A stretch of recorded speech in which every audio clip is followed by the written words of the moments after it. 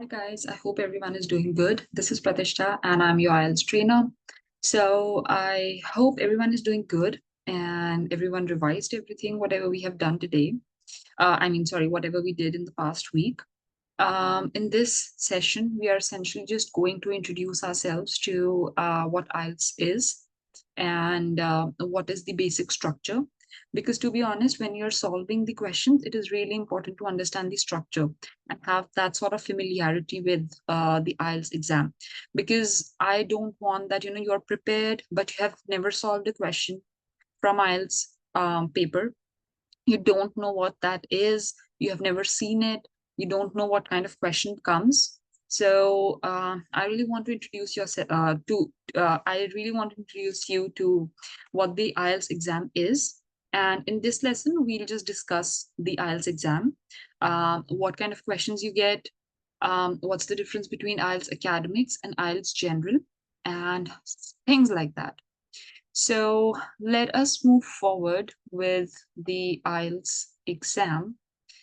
So IELTS introduction, understanding the exam, right? What is the exam about? So in this session, we will learn about the structure of the IELTS exam, understand the different sections and their purpose. So if you know the purpose, you'll be able to solve the questions in a better way. Discuss different tips and strategies for preparing for the exam, right? Because that is super important. So what essentially is IELTS exam? IELTS is the International English Language Testing System. So it is basically tests your like your language skills, your speaking, listening, writing, all of those skills. It is basically a standardized test, right? So it will give you scores based on your proficiency in the language.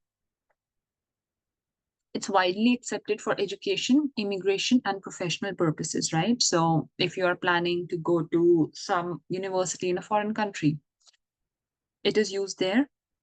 For immigration purposes, so of course you will use IELTS academics here for immigration. And usually for professional purposes, I mean, professional purposes totally depends. You can use IELTS academics also, it will work. Sometimes IELTS general will work, but for immigration, you need IELTS general. And this is what IELTS is about. Like, why do we need IELTS? It has four major language skills.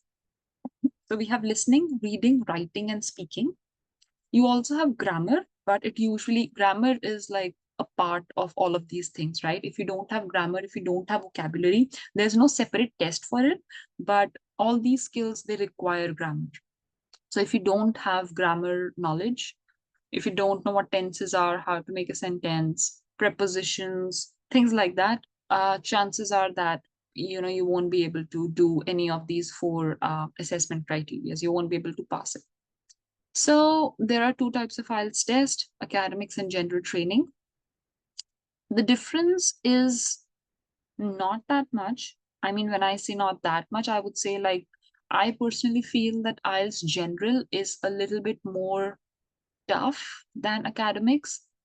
But I really find the writing part of IELTS academics, like, it's really intimidating for me, because you have to analyze like two graphs set, or you have to analyze like data, and then you have to write about it. I mean, which I don't like personally, but I feel that IELTS general is better because you just have to write a letter, and then you just have to write an essay, and then you're done with it. I mean, me personally, I feel that it's more comfortable for me. But then, yes, IELTS academics, the writing section seems to me a little smaller, because again, writing letter and then writing, essay, it's like a longer process, because, the content is a little bit more. But yeah, overall, I mean, it's just a personal preference. It's just my personal opinion. But yes, if you're giving academics, you will have to go through that process. And if you're giving general, you will have to just do the letter and essay. So the difference between IELTS academics and general training is that IELTS academic is for those applying for higher education or professional registration. It focuses on academic language and context. So the context is different. The context is more on the academic side, right? What you will need probably in a university or a job setting. IELTS general is for people who are immigrating to an English speaking country for work, or just for like immigration purposes. And it focuses on everyday language and social context, right? So because you need it for everyday languages, you're going to stay in that country.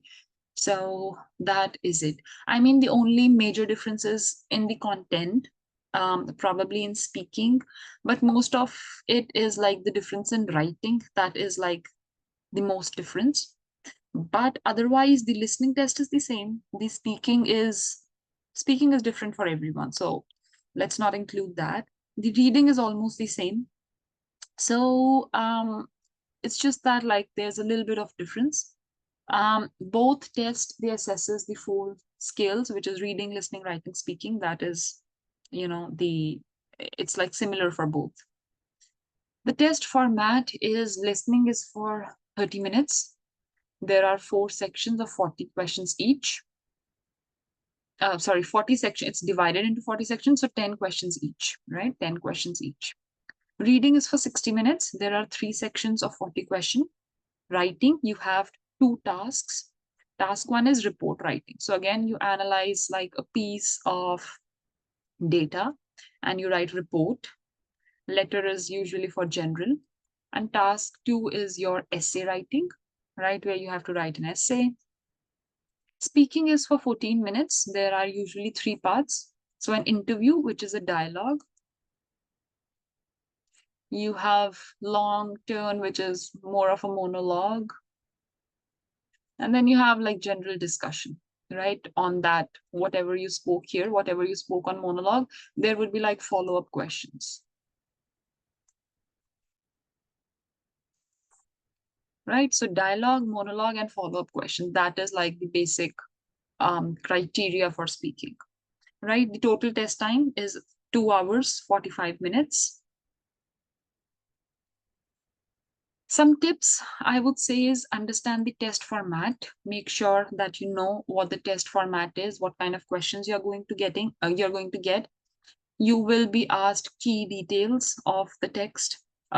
If you're reading, if you're listening, again, key details. So main idea, key details. Key details would be like addresses, phone numbers, some directions, locations, all of those things. Majorly, it's that, right?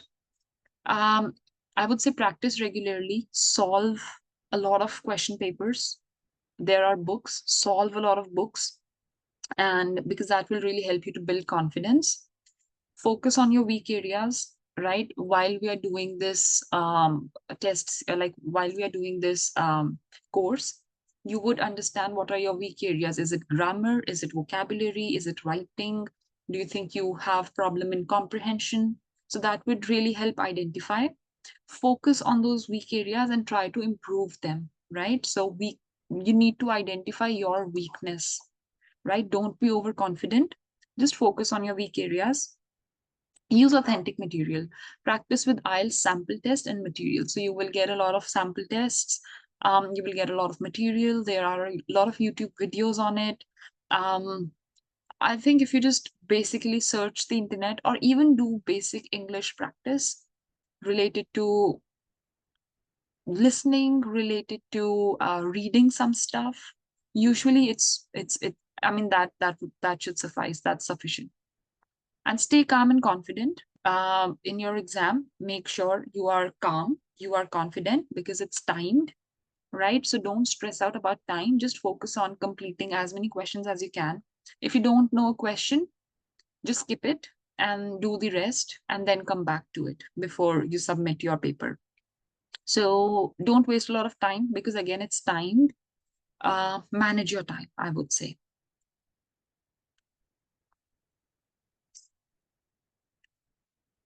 So during listening, you need to focus on like while we will move forward with the sessions, you will need to figure out what kinds of recordings are included and what skills are being tested, right? So usually the recordings are that a person is calling to inquire about something, or maybe 2 friends they're calling about making a plan. So that kind of recordings usually come. What skills are being tested, basically how you're able to understand the audios, right? How you're able to understand all the information, the directions, the addresses, the alphabets, the different accents, everything. Reading section is what type of texts are included. Texts can be anything. Usually it is non-fictional texts, right? It's not fiction. Sections are basically like they will give you a problem, and they will explain it more, and then they will give you solutions, things like that. So that is how usually it is structured. Writing, if you are doing academics, it's generally report writing. So you'll be given like two pieces of data. You have to synthesize all the information from it and you have to write it. You have to compare that two pieces of data and make your report on it. If it's a letter, you have to write a letter. Probably it could be a formal or an informal letter. So formal letter is usually written for job applications, inquiring about something, letter of complaint, etc. Informal letter could be to your friend, family members, telling them about something, asking them about some advice, or giving them advice even, right? Task 2 is basically your essay writing for both general and academics. So you'll be given a topic, let's say, and the topics are pretty like universal kind of thing. It's not that you don't need any specific knowledge for it. It's just that it can be environment, health, um, nature, basic things like that, right? So social issues, it could be about that. What skills are being assessed? So your skills of how to express yourself through written expression, that is being assessed. If you're able to write in a formal way, if you're able to write in an informal way, if you're able to synthesize information from pieces of data, all these things are being assessed. Speaking, what are the three parts of speaking test? So it's like dialogue, that if you're able to make conversation, then you have monologue, basically to test if you are able to speak on a particular topic for a longer time, if you're able to express your ideas and viewpoint, and then follow up. So, for example, you have spoken about that should school have uniforms or not, right? You have given your opinion. Now, the follow-up questions can be anything related to it, right? It can be um, anything. I mean, the invigilator can bring up any sort of follow-up question on it, and it basically assesses that you are what topic you have talked about, you are able to speak more, you are able to brainstorm a little bit more. That is pretty much it, right? That is the focus part of all the sections, and I hope there should be no doubt about it. There are some common mistakes that you can avoid.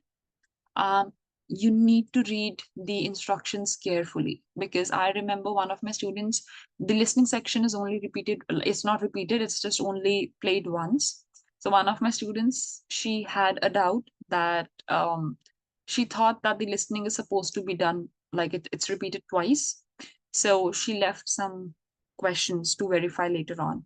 But then again, no, it's only done once, right? Mismanaging time. Some people, they tend to get stuck on questions that they don't know. I would highly suggest against it. Even while you're practicing, I would suggest to keep track of time, right? Make sure that you have completed all the questions, all the sections are done, and you're not leaving anything. Not answering all questions. So even if you don't know one question, if you have understood the context, just give your best guess, because there is no negative marking. I would suggest just attempt all the questions. Even if you don't understand, even if you don't know, just try to give your best, because sometimes what happens is that if you just attempt it, chances are that it might be correct, right? There are 5% chances, versus when you don't answer at all, you get a straight zero. When you do something, it's even the 5% chances that you might get it correct. So it's always better to answer everything using informal language. So I would suggest that depending on the situation, use language like that. Even if your speaking is with a friend, I would not say using, like, I would suggest against using slangs a lot. So don't use a lot of slangs. Don't say Don't use contractions where not necessary, especially in formal situations. Don't use it's, just instead use it is, right? Don't use can't. I mean, you can use conditionals like could not, I could not do it. Um, just be more formal, more polite, and that should do the trick, I would say. So these mistakes will really help you, perform better in IELTS. What I want to show you now is a sample. So I'm going to share my screen on that. Here is your listening section. So this is the academics sample paper. So listening, you get like 10 questions in part 1. This is section 1. So this is your listening, like section 3 to 10. So this is some sort of how would I say, the audio could be like in two people discussing about summer music festival and one person giving information on it. So that is pretty much it. Then section 2, again, it's usually the same thing. One person is giving information on something. And then section 3, usually each section is more difficult than the other. So the complexity level will increase for sure, right? The thing is that section 1 is going to be the easiest. It is going to be a little slow. Section 2 will become more difficult. Section 3 will become even more difficult, right? So it's like that. And then you have this. Again, the complexity level will increase. After that, you have reading. So reading again is going to be non-fiction. You have first passage, which is going to be easier, right? But it is going to be lengthy. So see how many paragraphs there are. After reading each paragraph, I would highly suggest you to just write one line as a summary. These are the kind of questions you will get. So write the correct letter A to H in boxes. So basically you are like getting some information and you have to select stuff. Sorry, you have to verify this. Sorry. So this is paragraph number like A, B, C, D. So paragraphs are marked like this. This is some information that you need to give here, 1, 2, 3, 4, and you just need to put the paragraph alphabet here, right? That's all. And then you have different kinds of questions. We look more towards it when we are when we are solving the sample papers. Then you can also have things like this, which is just like explaining and marking some equipment name. So you can have things like this. Passage 2. It's lengthy, almost the same thing, true and false questions. Then passage 3, again lengthy, again a various set of questions. So these are the kind of questions basically that you can have. And then you have writing. So again, like I told you, you have a pie chart and a normal table, right, which will give you the reasons for something, for some sort of problem that has happened or some sort of consequence that has happened. You have to explain, you have to talk about the main features, and you have to make comparisons, right? Comparison is really important. So you have to use language that this increased by 3/4 or this increased by some percentage or something like that. And then writing task 2, you have to talk about some sort of issue, maybe in an essay format. So again, introduction, 3 body paragraphs, and then a conclusion. So it could be, the topics could be anything under the sun. It could be about social issue, medical reasons, like some sort of something related to health or medical, something related to environment, something related to, I think just very general stuff, right? So that is it. You have to give your opinion and explain it. And then you have a speaking test, right? So speaking test is here. Part 1, you will just talk about yourself, give a general introduction, your invigilator can just ask you a couple of questions based on yourself. Part two is you have to describe, it's a monologue, right? Where you will be speaking for 2 minutes. No, where you will be speaking for 2 minutes, right? You have, so this is the part which you have to focus on, and you have to complete this section in your speaking, right? So for example, you have this topic, time when you were asked to give your opinion on a questionnaire or survey. So you have to talk about what the questionnaire survey was. I mean, your speaking should cover these things. Why you were asked to give your opinion, what opinions you gave, and explain how you felt. Always talk about how your feelings, right? Always. Your opinions would really matter. So whatever extra details you are adding is fine as long as it's revolving around this, right? And then you have like the teacher or the invigilator is going to ask you some discussion topics. It could be a follow-up of this. They, if they don't feel there is any follow-up, they can add you extra questions. It is just for a normal discussion, I would say. And that is pretty much it for your IELTS. um let's see if we have something else. Yeah, so any kind of questions related to IELTS, feel free to ask. If you need any tips and strategies, you feel that you did not understand a particular tip or strategy, just ask. And if you feel that there is something from the previous slides that you did not understand, because for tips and strategies we will be discussing as we move forward in the lesson. But if you still feel there is something, or if you have your feedback to give, feel free to ask. So we generally learned about what the structure and format of IELTS is. We discussed some differences between academics and general training, and we went through some tips and strategies. Um, I want you to research more on IELTS, be comfortable with how the format is, try to understand what the test paper is going to be about, right? And identify the areas you feel are your weaknesses and what you can improve, basically. So that is pretty much it for this session. I hope you understood something about the IELTS exam, and I hope it gave you a little bit more knowledge about what to expect in an IELTS. So I'll see you in the next section and in the next session of this journey. And yeah, I hope you have a great day.